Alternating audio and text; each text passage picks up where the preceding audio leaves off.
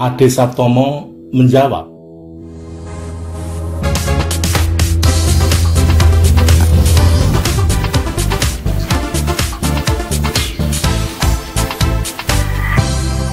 Baik, Assalamualaikum warahmatullahi wabarakatuh. Hukum positif itu di sana sini tidak menjangkau tindakan-tindakan, perbuatan-perbuatan yang ada di tengah-tengah masyarakat. Tetapi ya harus diselesaikan karena kita sudah mendeklarasi sebagai negara hukum. Tapi hukum positif itu nggak jangkau. Nah, kekosongan itu yang harus diisi. Nah, oleh sebab itu pengisiannya adalah hukum yang hidup dalam masyarakat. Nah, sistem hukum yang mampu menjangkau perbuatan-perbuatan yang terjadi di tengah-tengah masyarakat itu adalah common law. Nah, jadi di Indonesia ini saling membidik ya, membidik. Common law ini mencari posisi di sela-sela di mana hukum positif yang bersumber dari civil law, namun dalam fakta lapangan tidak menjangkau.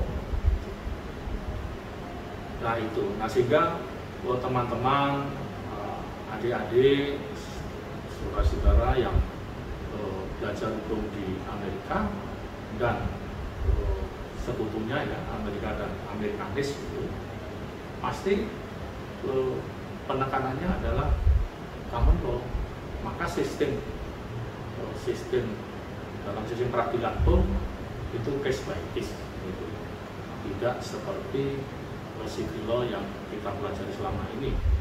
Nah, faktanya adalah hukum positif yang bersumber dari civil law itu tidak menjangkau apa yang ada di lapangan, karena lapangan itu terdiri dari pulau-pulau, di mana pulau-pulau itu punya gitu ya, punya ciri khas sendiri-sendiri. Nah, kecuali mengadopsi hukum adat. Nah, ini nanti yang kita jelaskan pada poin berikutnya. Nah, kita menuju ke poin berikutnya ya. Ini gambaran jelas. Sekarang saya gambarkan agak rapi. Jadi jangankan di satu desa, satu kota, satu provinsi, satu negara, di dunia ini kalau ada kalau ada sistem hukum yang lebih dari dua, pasti berinteraksi. Kenapa interaksi? Karena pembawa sistem hukum itu kan manusia. Manusia itu kodratnya adalah punya kelebihan dan kekurangan. Kekurangan manusia A, kelebihannya di manusia B. Kekurangan manusia B, kelebihannya ada di manusia yang lain. Nah, sehingga saling mengisi. Nah, ketika saling mengisi pula, maka semua akan berinteraksi, termasuk sistem hukum yang dianut manusia-manusia tadi. Coba kita lihat di dalam layar ini. Saya menggunakan versus itu dalam tanda petik. Civil versus criminal. Anda nanti cari ciri-ciri utama, civil, kemudian ciri-ciri utama common law. Itu banyak di teks banyak. Kemudian dalam perkembangan berikutnya, negara-negara yang menggunakan civil common law itu kan saling membutuhkan, saling berinteraksi.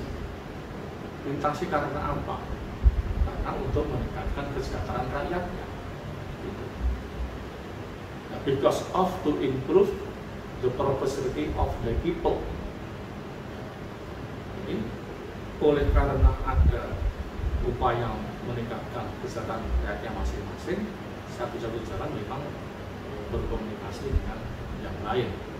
Disitulah akan terjadi interaksi termasuk sistem hukumnya. Nah, di layer kedua ini antara sivil dan common law sudah berdekatan. Kalau boleh berdekatan, itu ya. Kalau boleh menunjuk, Indonesia Malaysia itu kan berdekatan. Iya toh? Berdekatan. Civil law dan common law. Nah, tadi kan sudah saya singgung, Malaysia itu BRISMA atau refer to the civil law system. Tujuannya adalah British. Tiap November itu ada kunjungan pidato dari The Lord yang itu. Nah, kemudian common law ya, common law itu Malaysia itu dikunjungi oleh Lordnya, dan Indonesia itu civil, kan berdekatan. Nah, apalagi serumpun.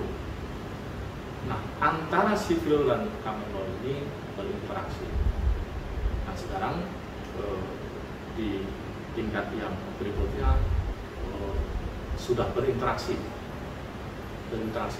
Kalau berinteraksi ya terjadi mixed legal system, baik yang ada di Malaysia maupun yang ada di Indonesia. Nah, sekarang kita cari contoh mixnya itu di mana, kan gitu ya. Nah, ini mahasiswa S1 yang sudah mau meningkat menjadi magister, apalagi nanti meningkat lagi ke tingkat doktor. Hal-hal ini must be understood, must be well known, gitu ya, dan harus menjadi ya, must become your legal science, jadi ilmu hukum Anda. Nah, kalau saya lihat dalam pelajaran-pelajaran di S1, dosen-dosen itu masih kaku sekali, belum melihat bahwa di Indonesia itu sudah muncul common law system. Praktek-prakteknya juga itu belum terkenal. Saya lihat dari mana? Dari RPS. Kok Pak Padir tahu saya asesor Pak PT. Saya asesor, selalu memeriksa RPS, selalu memeriksa capaian pembelajaran, selalu memeriksa struktur kurikulum. Nah, sekarang ya saya merasa mendapat kesempatan dan Anda harus menyatakan beruntung saya harus kan. Anda ketemu saya berikan. Nanti Anda bisa membaca di lapangan bahwa selain civil law berdiri sendiri, tetapi juga civil law berinteraksi dengan common law. The result of such interaction, what is it? Apa itu? Nah, di rancangan KUHP, kita lihat nanti di rancangan KUHP. Jadi rancangan KUHP yang dicoba diperbaiki dengan banyak pasal yang dianggap kontroversial, dianggap ya, ini belum itu kontroversial, dianggap karena yang menganggap ini sudah terlanjur karakternya dicetak, hukumnya itu hukum sivil law, yang belum diatur tidak bisa. Nah, sementara common law itu bisa menjangkau hukum yang ada di sudut sana, di ujung sana, di bawah sana, di masyarakat. Nah, itulah sekarang terjadi interaksi itu. Kita lihat ya, kita lihat. Kita lihat aja nih. Pasal 1 ayat 1. Strafrecht yang diberlakukan di Indonesia karena akibat dari asas konkordasi,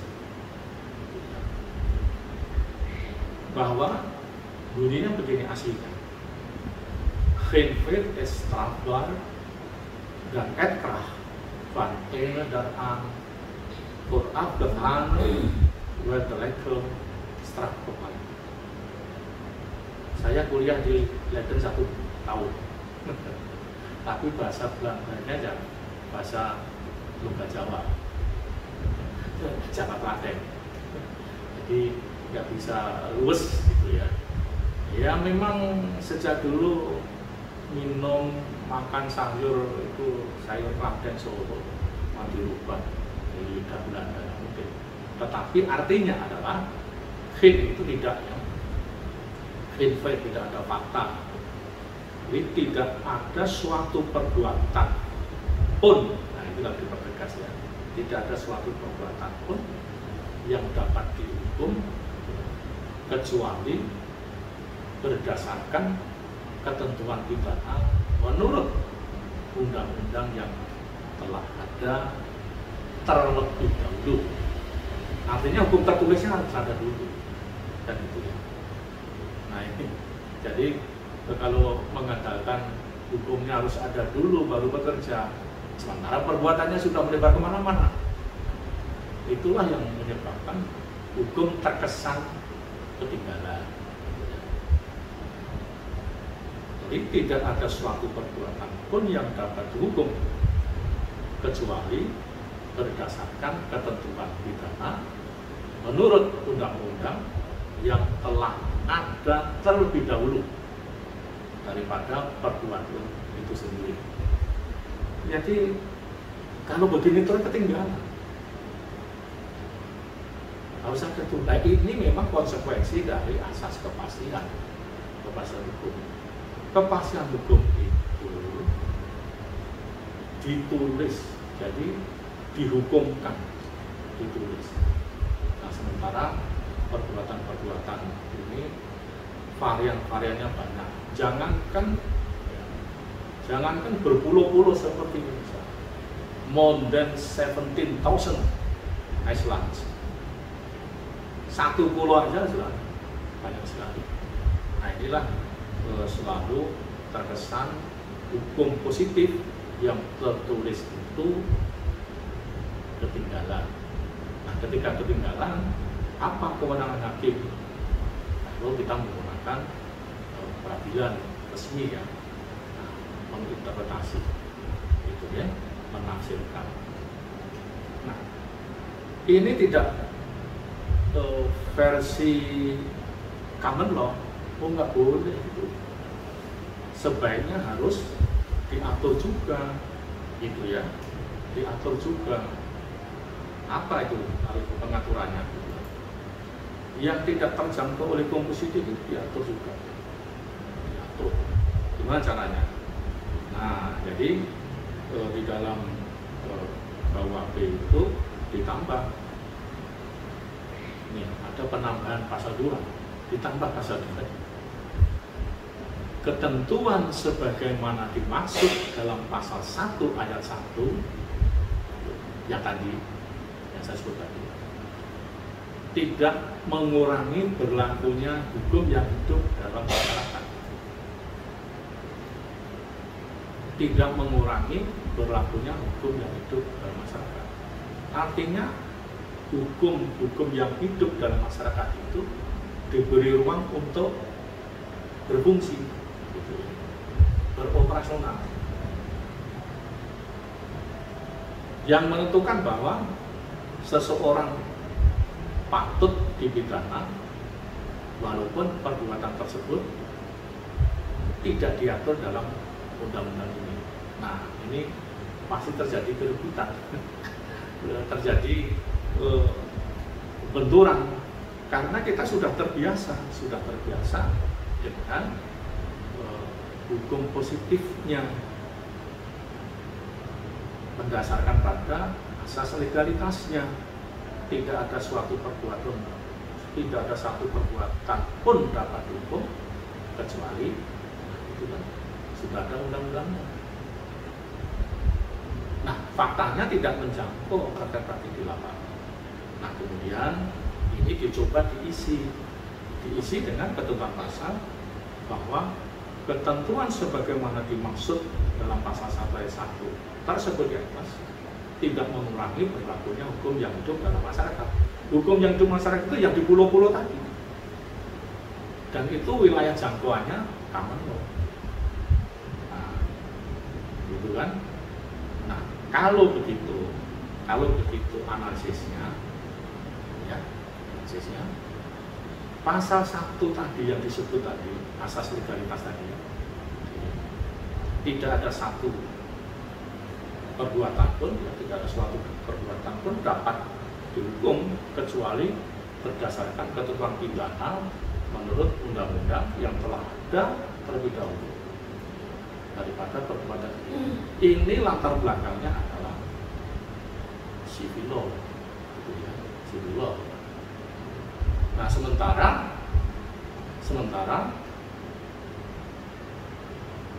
pasal ketentuan sebagaimana dimaksud dalam pasal 1 ayat 1 tidak mengurangi berlakunya hukum yang hidup dalam masyarakat.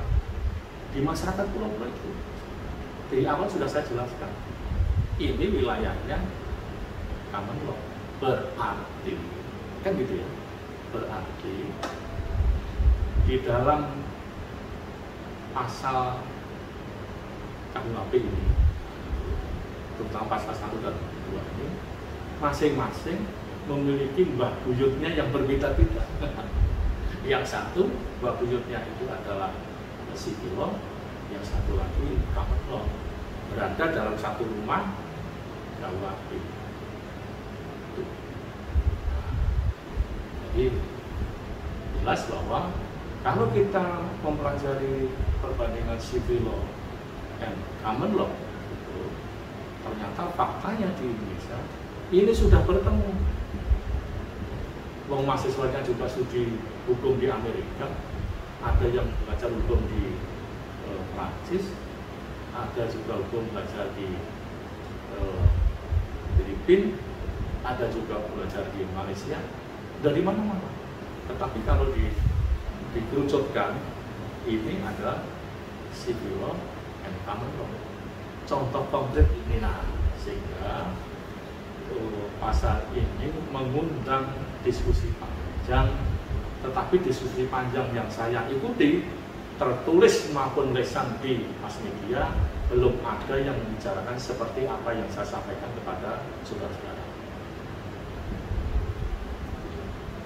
Nah, sekarang ayat 2. Hukum yang hidup dalam masyarakat sebagaimana dimaksud ayat 1 berlaku dalam tempat hukum itu hidup dan sepanjang tidak diatur dalam undang-undang ini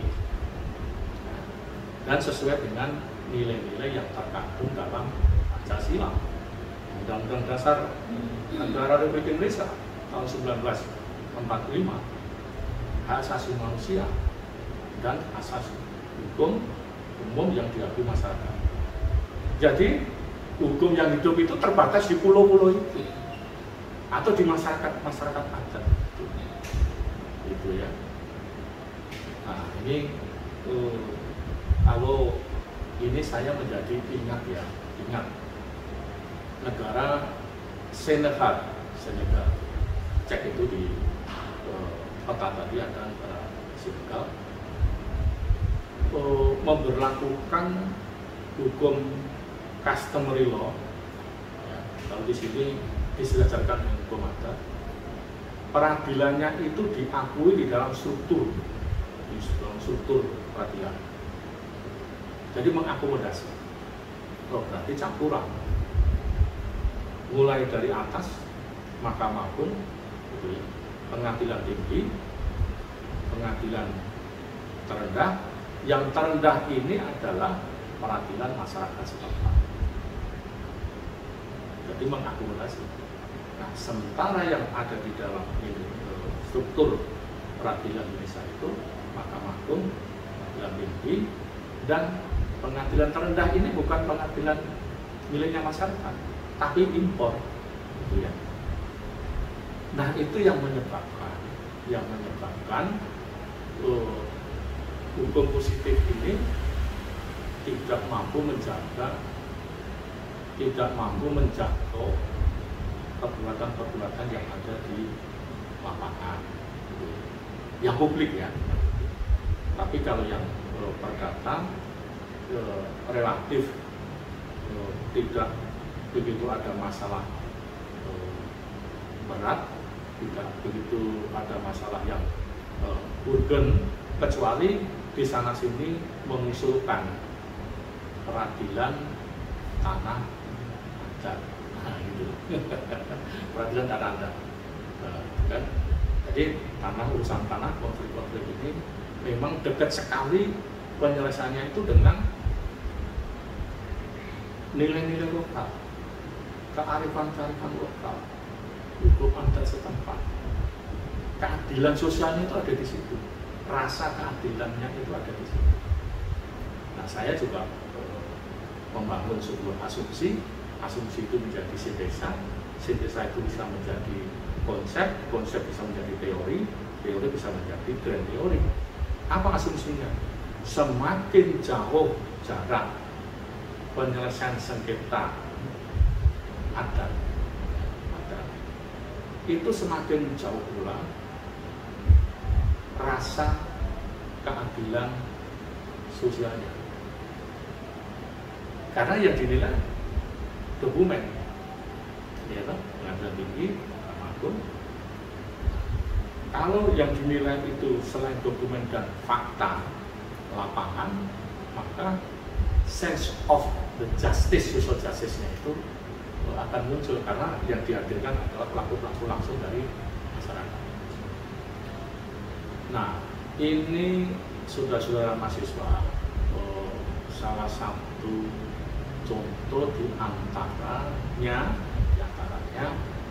akibat sudah terbuka sistem hukum di Indonesia ini, gitu ya, bahwa sistem hukum itu kalau sebelum 60-an masih rigid ya, setelah 60-an, 80-an, 90-an, nah sekarang ini sudah semakin berinteraksi dengan rupa, sehingga kehadiran putusan civil law, common law di dalam rancangan undang-undang one of them itu adalah KUHP, seperti yang saya sampaikan. Tidak aneh bagi saya bahwa itu akan terjadi, dan ini yang saya jelaskan. Sehingga satu hal yang perlu dipetik adalah ternyata ini terlatar belakang dari itu bahnya sistem itu tadi, dari asal mula sistem common law dan civil law berinteraksi di dalam suatu wilayah yang sama di Indonesia.